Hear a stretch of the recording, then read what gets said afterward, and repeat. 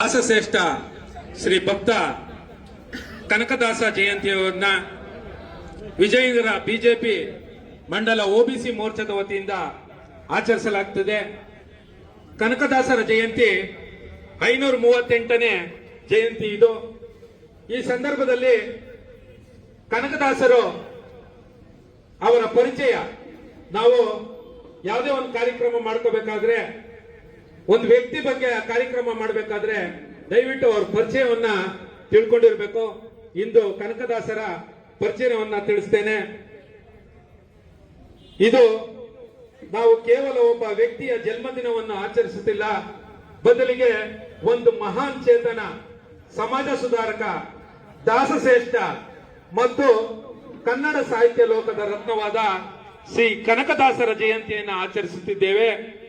ಕುಲ ಕುಲ ಕುಲವೆಂದು ಒಡೆದಾಡದಿರಿ ಎಂದು ಶತಮಾನಗಳ ಹಿಂದೆಯೇ ಸಾಮಾಜಿಕ ಸಮಾನತೆಯ ಸಂದೇಶ ಸಾರಿದ ಆ ಮಹಾನ್ ಮಾನವವಾದಿ ಸ್ಮರಿಸುವ ದಿನವೆಂದು.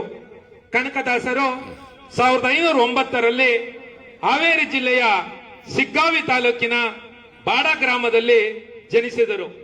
ಇವರ ತಂದೆ ಬೀರಪ್ಪ ಮತ್ತು ತಾಯಿ ಬಚ್ಚಮ್ಮ. ಕನಕದಾಸರ ಮೊದಲ ಹೆಸರು ತಿಮ್ಮಪ್ಪ ನಾಯಕ. ತಿಮ್ಮಪ್ಪ ನಾಯಕ ಒಬ್ಬ ವೀರಯೋಧನಾಗಿದ್ದ. ತನ್ನ ತಂದೆಯ ನಂತರ ದಂಡನಾಯಕನಾಗಿ ಕಾರ್ಯನಿರ್ವಹಿಸುತ್ತಿದ್ದ. ಆದರೆ ಯುದ್ಧವೊಂದರಲ್ಲಿ ತೀವ್ರವಾಗಿ ಗಾಯಗೊಂಡು ಸಾವಿನ ದವಡೆಯಿಂದ ಪಾರಾಗಿ ಬಂದ ನಂತರ ಅವರ ಜೀವನದ ದೃಷ್ಟಿಕೋನವೇ ಬದಲಾಯಿತು. ಸಂಪತ್ತು, ಅಧಿಕಾರ, ಯುದ್ಧ ಎಲ್ಲವೂ ನಿರರ್ಥಕ ಎನಿಸಿತು. ಆಧ್ಯಾತ್ಮಿಕಡೆಗೆ ಅವರ ಮನಸ್ಸು ಹೊರಳಿತು.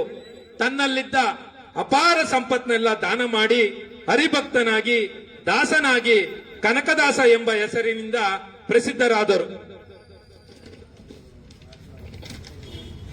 ಅವರು ವ್ಯಾಸರಾಯರ ಶಿಷ್ಯರಾಗಿ ದಾಸ ಸಾಹಿತ್ಯಕ್ಕೆ ತಮ್ಮನ್ನು ತಾವು ಸಂಪೂರ್ಣವಾಗಿ ಅರ್ಪಿಸಿಕೊಂಡರು. ಅವರ ಅಂಕಿತ ನಮ್ಮ ಕಾಗಿನೆಲೆಯಾದೆ ಕೇಶವರಾಯ. ಕನಕದಾಸರು ಕೇವಲ ಕೀರ್ತನೆಗಾರರಾಗಲಿಲ್ಲ, ಅವರು ಒಬ್ಬ ಶ್ರೇಷ್ಠ ಸಮಾಜ ಸುಧಾರಕರಾಗಿದ್ದರು. 16ನೇ ಶತಮಾನದಲ್ಲಿಯೇ ಜಾತಿ ವ್ಯವಸ್ಥೆ ಕ್ರೌರ್ಯದ ವಿರುದ್ಧ ಧ್ವನಿ ಎತ್ತಿದರು. ಅವರ ಅತ್ಯಂತ ಪ್ರಸಿದ್ಧ ಕೀರ್ತನೆ ಕುಲ ಕುಲ ಕುಲವೆಂದು ಒಡೆದಾಡಿದಿರಿ, ನಿಮ್ಮ ಕುಲದ ನೆಲೆ ಏನಾದರೂ ಬಲ್ಲಿರ ಎಂಬ ಒಂದೇ ಒಂದು ಪ್ರಶ್ನೆ ಇಡೀ ಸಮಾಜವನ್ನು ಚಿಂತನೆಗೆ ಹಚ್ಚುತ್ತದೆ. ಹುಟ್ಟಿನಿಂದ ಯಾರು ಶ್ರೇಷ್ಠರಲ್ಲ, ಕೀಳಲ್ಲ, ಮಾನವ ಕುಲ ಒಂದೇ ಎಂಬ ವಿಶ್ವ ಮಾನವ ಸಂದೇಶವನ್ನು ಅವರು ಸಾರಿದರು. ಉಡುಪಿ ಶ್ರೀ ಕೃಷ್ಣ ಮಠದಲ್ಲಿ ನಡೆದ ಘಟನೆ ನಿಮ್ಮೆಲ್ಲರಿಗೂ ತಿಳಿದಿದೆ.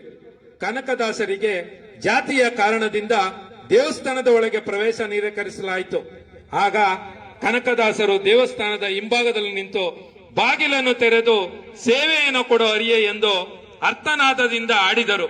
ಆಗ ಶ್ರೀಕೃಷ್ಣನೇ ತನ್ನ ಭಕ್ತನಿಗಾಗಿ ಪಶ್ಚಿಮಕ್ಕೆ ತಿರುಗಿ ಗೋಡೆಯ ಮೂಲಕ ದರ್ಶನ ನೀಡಿದ ಎಂಬ ಪವಾಡ ಭಕ್ತಿಗೆ ಇರುವ ಶಕ್ತಿ ತೋರಿಸುತ್ತದೆ. ಆ ಸ್ಥಳವೇ ಇಂದು ಕನಕನ ಕಿಂಡಿ ಎಂದು ಪ್ರಸಿದ್ಧವಾಗಿದೆ. ಕನಕದಾಸರ ಕೀರ್ತನೆಗಳ ಜೊತೆಗೆ ಕನ್ನಡ ಸಾಹಿತ್ಯದ ಪಂಚಮಹಾಕಾವ್ಯಗಳಲ್ಲಿ ಸೇರುವಂತ ಅದ್ಭುತ ಕೃತಿಗಳನ್ನು ರಚಿಸಿದ್ದಾರೆ.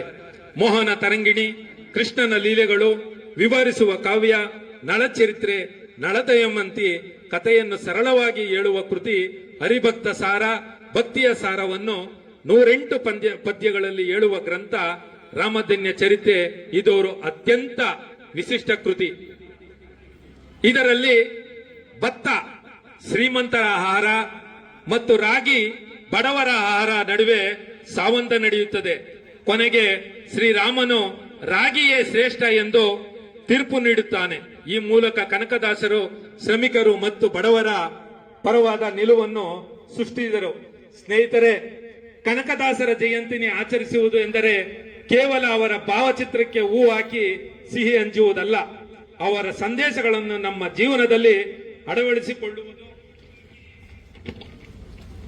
ಜಾತಿ ಭೇದ ಮರೆತು ಎಲ್ಲರನ್ನು ಸಮಾನವಾಗಿ ಕಾಣುವುದೇ ನಾವು ಕನಕದಾಸರಿಗೆ ಸಲ್ಲಿಸುವ ನಿಜವಾದ ಗೌರವ.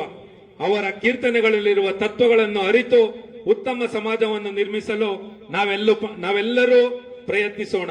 ಎಲ್ಲರೂ ಮಾಡುವುದು ಹೊಟ್ಟೆಗಾಗಿ, ಗೇಣು ಬಟ್ಟೆಗಾಗಿ ಎಂಬ ಅವರ ಮಾತು ಜೀವನ ಸತ್ಯವನ್ನು ನೆನಪಿಸುತ್ತದೆ. ಇಂತಹ ಮಹಾನ್ ಚೇತನಕ್ಕೆ ನನ್ನ ಕೋಟಿ ಕೋಟಿ ನಮನಗಳು ಸಲ್ಲಿಸುತ್ತಾ ನನ್ನ ಮಾತನ್ನು ಮುಗಿಸಿದ್ದೇನೆ.